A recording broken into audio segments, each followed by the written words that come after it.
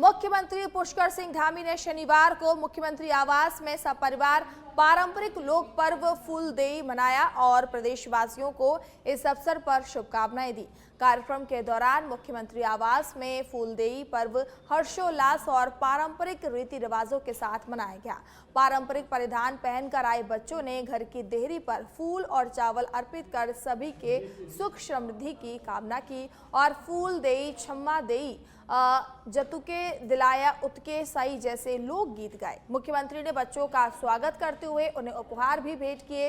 इस अवसर पर मुख्यमंत्री ने कहा कि फूलदेई पर्व राज्य की समृद्ध लोक संस्कृति, परंपराओं और प्रकृति के प्रति सम्मान का प्रतीक है, जो बसंत ऋतु के आगमन के साथ नई ऊर्जा और खुशहाली का संदेश देता है।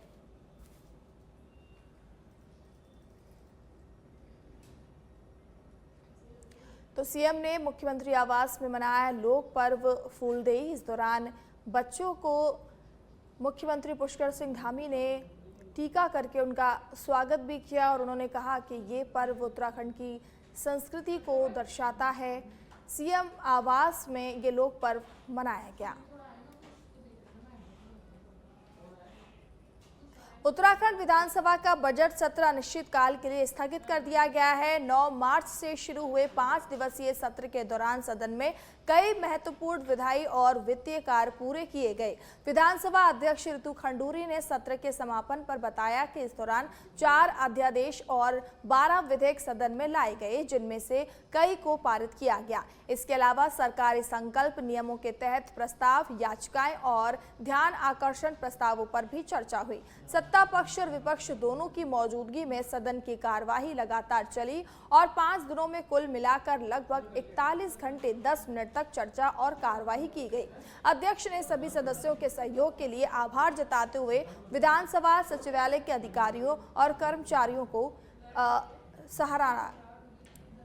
तो बजट सहित कई अहम प्रस्तावों को इस सदन में जो है मंजूरी मिली है। विधानसभा अध्यक्ष ने सभी सदस्यों का आभार जताया। विधानसभा का बजट सत्र अनिश्चितकाल के लिए स्थगित कर दिया गया है। इस दौरान 5 दिन में 41 घंटे 10 मिनट चली सदन की कार्यवाही। बजट सहित कई अहम प्रस्तावों पर इस दौरान मंजूरी भी दी गई है। विधानसभा अध्यक्ष ने सभी सदस्यों का आभार भी जताया है। लगातार बातचीत होती रही है कि सत्रावधि के लिए हमने मांग की थी माननीय मुख्यमंत्री जी से, पत्र भी लिखा, लेकिन उस पत्र का कोई उत्तर हमें नहीं मिला और आखिरकार 5 दिन का सत्र आहूत किया गया और हमने प्रदेश के जो सवाल हैं, जो महत्वपूर्ण सवाल हैं, जो ज्वलंत प्रश्न है, उनको विभिन्न हमने उसको उठाने की कोशिश की। नियम 310 है, नियम 58 है, प्रश्नकाल भी रहा है और ये आवश्यकता भी है कि आज भ्रष्टाचार चरम सीमा पर है, महंगाई बढ़ रही है। युवाओं को, महिलाओं को और जनता को समर्पित जो ये बजट है, मैं माननीय मुख्यमंत्री जी का बहुत बहुत आभार प्रकट करूंगी।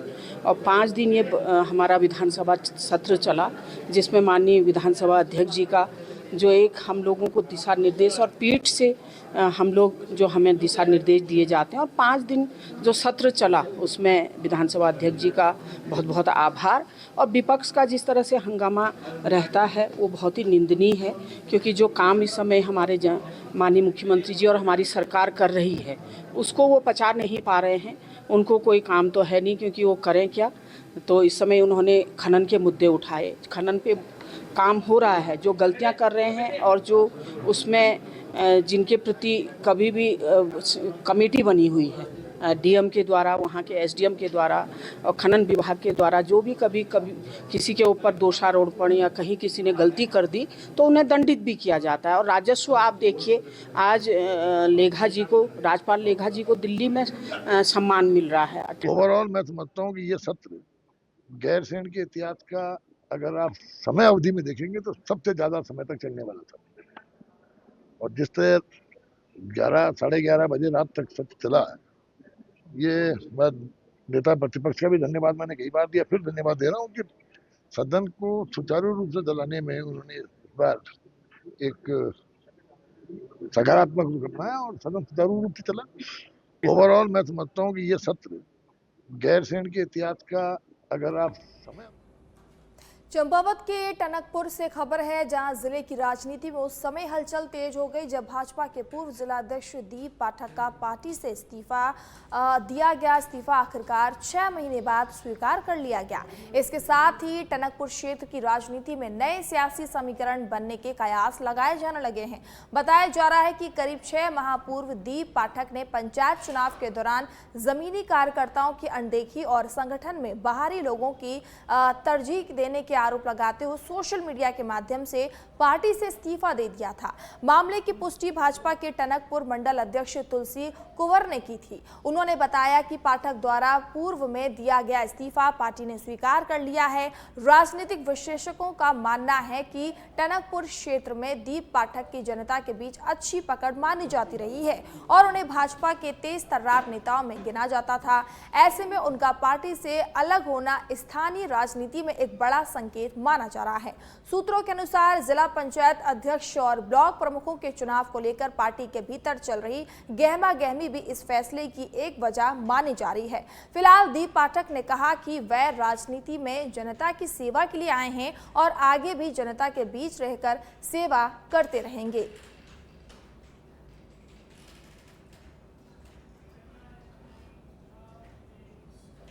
रुद्रपुर के विधायक शिव अरोड़ा ने मलिन बस्तियों में नजूल भूमि पर रह रहे गरीब परिवारों को बड़ी राहत देने के उद्देश्य से एक महत्वपूर्ण प्रस्ताव रखा है। उन्होंने सीएम पुष्कर सिंह धामी को पत्र सौंपकर मांग की है कि नजूल भूमि पर दिए गए मालिकाना हक की रजिस्ट्री के लिए लगने वाले स्टाम्प ड्यूटी को पूरी तरह से निःशुल्क किया जाए। विधायक शिव अरोड़ा ने कहा कि सरकार ने पहले ही मलिन बस्तियों में रहने वाले अति निर्धन परिवारों को मालिकाना हक देने का संकल्प पूरा किया है और अब प्रयास है कि इन परिवारों की रजिस्ट्री के समय भी किसी प्रकार का आर्थिक बोझ उन पर ना पड़े।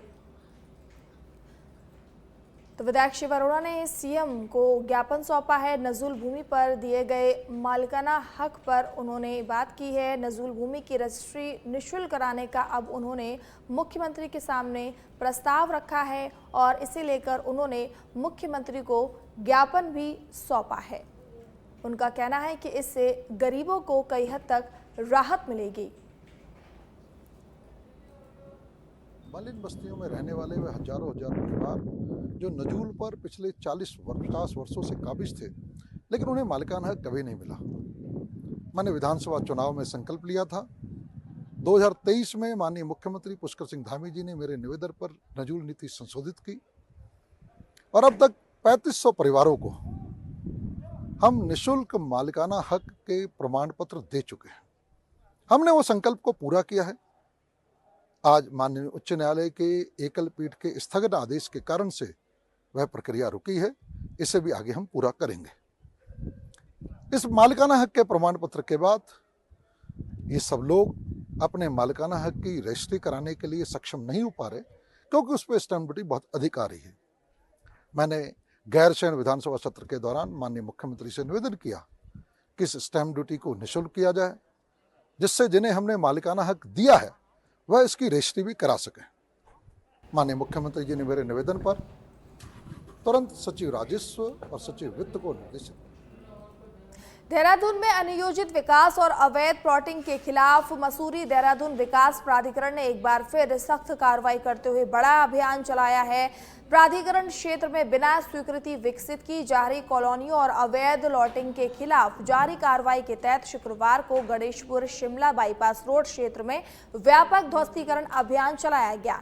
एमडीडीए की टीम ने मौके पर पहुंचकर करीब 20 से 30 बीघा भूमि पर विकसित की जा रही अवैध प्लॉटिंग को चिन्हित किया और जेसीबी मशीनों की मदद से उसे ध्वस्त कर दिया। प्राधिकरण को लगातार मिल रही शिकायतों और जांच के बाद ये कार्रवाई अमल में लाई गई है। साथ ही मिली मिली जानकारी के अनुसार गणेशपुर क्षेत्र में इंद्रजीत, अरुणपाल और विकास नामक व्यक्तियों द्वारा बड़े पैमाने पर बिना प्राधिकरण की स्वीकृति के भूमि का विकास किया जा रहा था। संबंधित व्यक्तियों ने भूमि को छोटे छोटे प्लॉटों में विभाजित कर उसे बेचने की तैयारी कर ली थी। बताया गया कि इस पूरी प्लॉटिंग में ना तो प्राधिकरण से लेआउट स्वीकृत कराया गया था और ना ही किसी प्रकार की आवश्यक अनुमति ली गई थी, जिसके बाद इस कार्रवाई को अंजाम दिया गया है।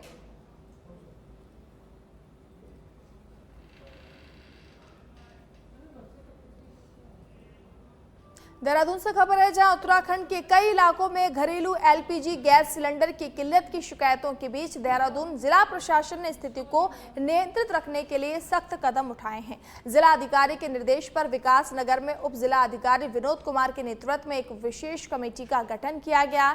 इस कमेटी में तहसील प्रशासन, खाद्य आपूर्ति विभाग और पुलिस प्रशासन को शामिल किया गया, जो गैस आपूर्ति को सुचारू बनाए रखने और कालाबाजारी पर रोक लगाने का काम करेगी। गैस सिलेंडर की कमी की शिकायतों को देखते हुए तहसील प्रशासन ने सहसपुर और विकास नगर के व्यापार मंडल के साथ बैठक की। प्रशासन ने लोगों को आश्वस्त किया कि फिलहाल एलपीजी की कोई कमी नहीं है और सप्लाई लगातार जारी है। ऑनलाइन बुकिंग में आ रही तकनीकी दिक्कतों के कारण अब ऑफलाइन बुकिंग की सुविधा भी शुरू कर दी गई है। साथ ही लोगों की परेशानी कम करने के लिए घर घर गैस सिलेंडर डिलीवरी की व्यवस्था भी लागू की जा रही है। प्रशासन ने स्पष्ट किया कि घरेलू गैस का कमर्शियल इस्तेमाल करने वालों के खिलाफ सख्त कार्रवाई की जाएगी और इसके लिए टीमें लगातार चेकिंग अभियान भी चलाएंगी। गैस की आपूर्ति को लेके जो विषय चल रहा था, उसको लेके कल जिलाधिकारी महोदय द्वारा एक कमेटी का गठन किया गया है, जिसमें हम सीओ साहब, पूर्ति विभाग और बांट माप विभाग के लोग शामिल हैं। इनके द्वारा जो घरेलू गैस की आपूर्ति है, इसको सुचारू किया जाना, कालाबाजारी जहाँ पे हो रही है उसको रोका जाना और कोई भी अगर इलीगल स्टॉक करता है तो उसके खिलाफ कार्रवाई की जानी है। उसी को लेके जो अभी सिचुएशन है उसको लेके आज हमारे द्वारा एक बैठक रखी गई थी, जिसमें विभागों के साथ साथ हमारे विकासनगर, सेलाकुई और सहसपुर के व्यापार मंडल के लोग भी शामिल थे।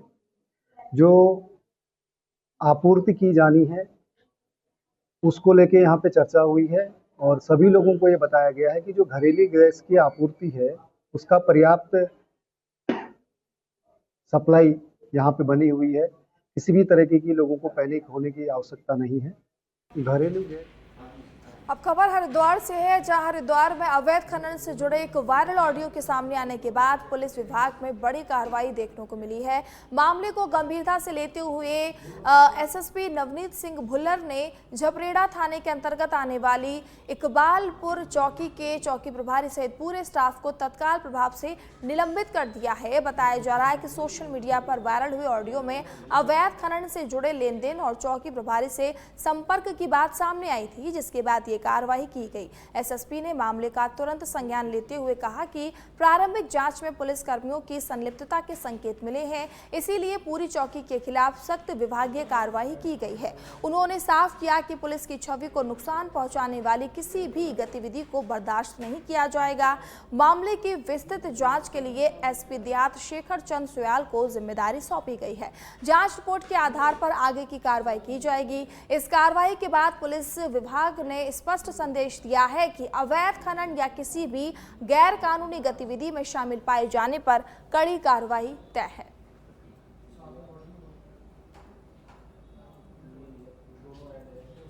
इकबालपुर थाना झबरेड़ा, यहाँ पे एक ये आरोप लगा था, एक पुलिस कर्मचारी को किसी ने शिकायत करी, किसी व्यक्ति ने कि एक जगह खनन हो रहा है, अवैध खनन हो रहा है, और उसके बाद जो पुलिस कर्मचारी है उसके द्वारा उसको खनन वाले को फ़ोन करा जाता है और बोला जाता है कि तुम्हारी शिकायत हुई है, तुम खनन बंद कर दो। और इस संबंध में फिर उसको बताया जाता है कि यहाँ पे कोई खनन नहीं हुआ। तो इस संबंध में एक रिकॉर्डिंग जो है वो प्राप्त हुई। तो चूँकि प्रथम दृष्टया इसमें दोष पाया जा रहा है कि इनकी मिलीभगत होने की संभावना है, तो इसी के दृष्टिगत जो है इसमें चौकी कर्मचारियों की संलिप्तता की जाँच हेतु एसपी देहात को एक पूरी जांच दी गई है। और चौकी में जो कर्मचारी थे, चौकी प्रभारी, उप निरीक्षक, 2 हेड कांस्टेबल और 3 कांस्टेबल, सभी को पूरी चौकी को निलंबित किया गया है। चौकी इकबालपुर, थाना जबरेड़ा। है भरारी से से खबर है, जहां उत्तराखंड में फॉरेस्ट फायर को लेकर वन विभाग ने अपनी तैयारियां पूरी कर ली हैं। सीसीएफ सुशांत पटनायक ने बताया कि इस वर्ष प्रदेश में बारिश और बर्फबारी अपेक्षाकृत कम हुई है, जिससे जंगलों में आग लगने की आशंका बढ़ जाती है। हालांकि विभाग ने स्थिति से निपटने के लिए पहले से ही व्यापक रणनीति तैयार कर ली है। खास तौर पर संवेदनशील चीड़ के जंगल को ध्यान में रखते हुए निगरानी और नियंत्रण के लिए विशेष योजना बनाई गई है।